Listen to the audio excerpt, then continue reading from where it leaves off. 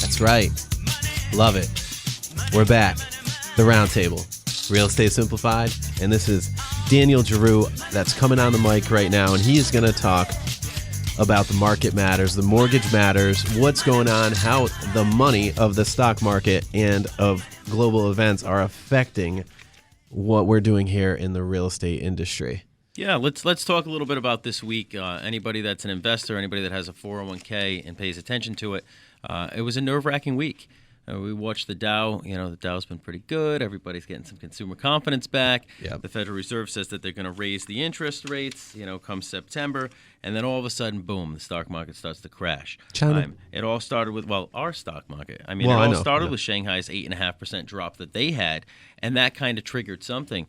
I can tell you on Tuesday, on Wednesday of this week, watching interest rates on the phone with a client and interest rates are raising, then you're seeing all these banks shutting down their lock desks, not letting you lock the stock market. You're hearing everybody, the sky is falling. Bye. Obviously, come the end of the week, you see that it started to, level itself back up. We got some good gains yesterday.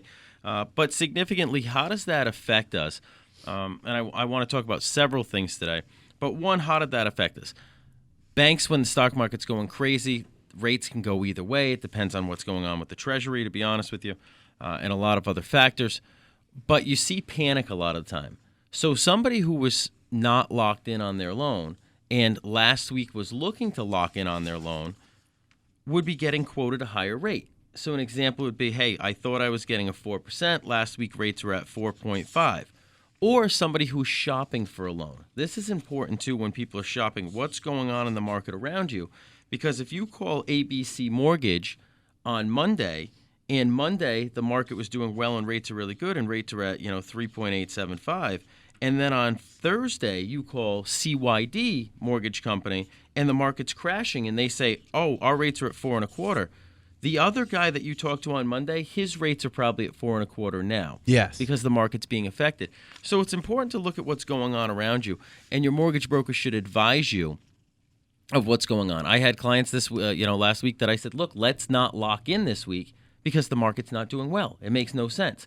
Other times, I might advise somebody, look, let's lock in. The market's doing bad and your rate's already going up. Mm-hmm. Let's hope that it doesn't keep going up. Let's just lock it in. True. So a couple of the things that we talk about this week. The 10-year Treasury, it's about below 2%. It slid into 2% on Monday, below 2% on Monday. It's the lowest level since April. It's also a sign that investors are fleeing a relatively safe American government debt. I mean, when they invest into these Treasury bonds, they're buying at very low interest rates, and it's very secure normally. People are pulling out of that. That's typically a sign that you're going to see interest rates rise if the feds don't continue to buy these themselves. Mm-hmm. Other signs that we're seeing this week, which is a good thing, we're expecting a delay.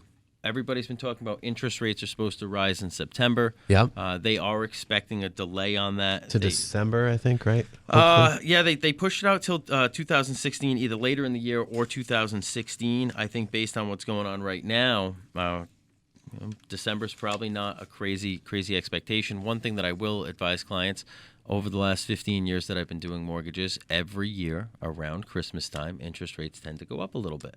Huh. Why is that? Well, everybody says market conditions, but again, this is just Dan Giroux's opinion. Yeah, that's my disclosure.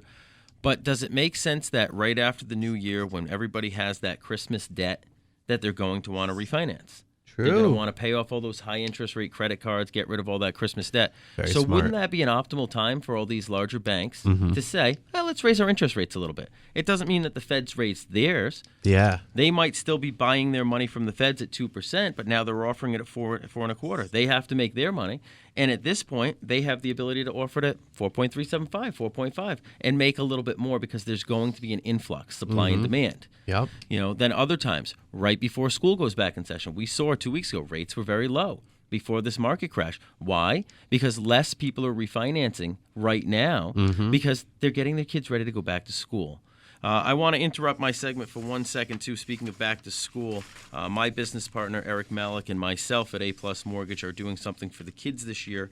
And anybody that knows a child in need who's going back to school, A Plus Mortgage has ordered a bunch of book bags, backpacks for children. If you do know somebody that's in need, financial need, their family can't afford it, let us know. Just call me at my office, 401-603-3646, and I'll make sure I get a book bag out to them for the beginning of school. That's really sweet. All right. Let's continue on a little bit about what else is going on in the market here.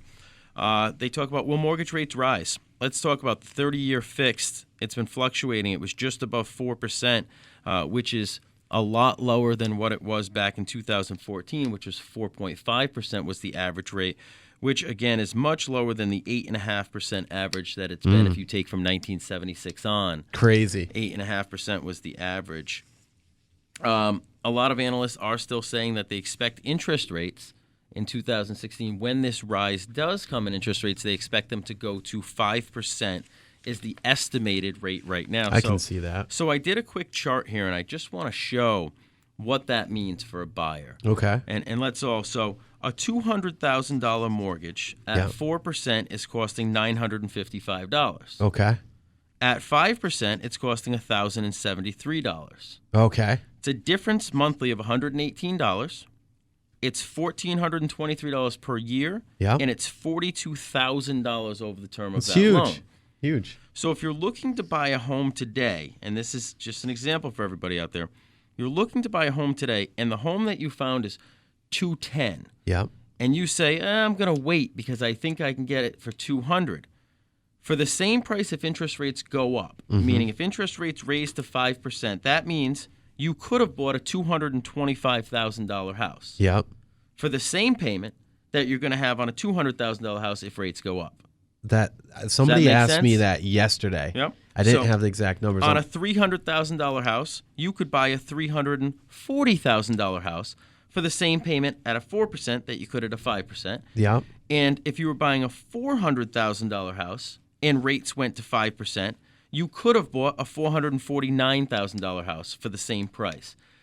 These numbers are very important to people who are thinking about buying. Stop thinking about it and go buy. Yeah. Or you may find yourself a renter for a long period of time. And rents are going up. We know that. Or when they do buy, different, like we spoke before, different neighborhood, different house, smaller house, And they might just stay where they are. Because if you've been searching around at $300,000 houses for the last year and a half, and all of a sudden you find out that you have to buy a $200,000 house because rates went up, or a $250,000 house, but that $250,000 house, guess what? It was only worth $180 when you were searching a year and a half ago. True. So now you're really buying the house that was $180 a year and a half ago that you snubbed your nose at. So they might not buy, and they might find themselves as renters, and rents are going up. Point proven. This is good advice, people. If you know somebody who's renting, you need to talk to them. You need to get them in touch with Emilio. You need to get them in touch with me, and let's find out their options, because they're going to find themselves with no options soon enough. Dan, super great. Thank you so much for that information. Daniel Giroux, co-owner of A Plus Mortgage. You can reach him at 401-603-3646. And, of course, check out theroundtableradio.com for all of our expert contributors, contact information on there. Reach out to them. Let them know you heard it here on The Roundtable.